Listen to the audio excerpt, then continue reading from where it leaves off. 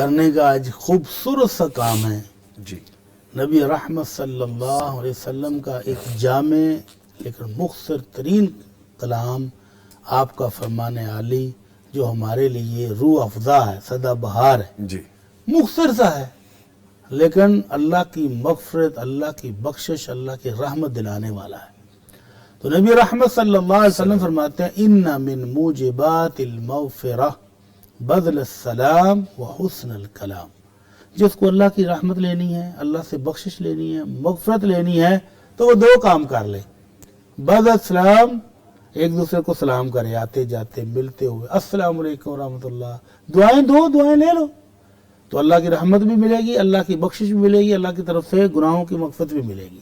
جی تو حسن الکلام، اور اچھی گفتگو، میٹھی گفتگو، پیار بری گفتگو، جس کے ساتھ بات کرے اس کا دل مو لے، جس کے ساتھ بات کرے اس کو اپنا بنا لے. تو یہ وہ شخص ہے جو اللہ کی رحمت اور اللہ کی بخشش لینے میں کامیاب ہو جائے گا. اور اللہ کے نبی صلی اللہ علیہ وسلم نے اس کو یہ فرمایا کہ یہ مغفرت کو واجب کرنے والی چیزیں ہیں.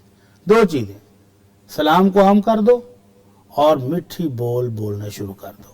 اللہ تعالی ہمیں بھی یہ دو خوبیاں اپنانے کی توفیق عطا فرمائے. آمین آمین.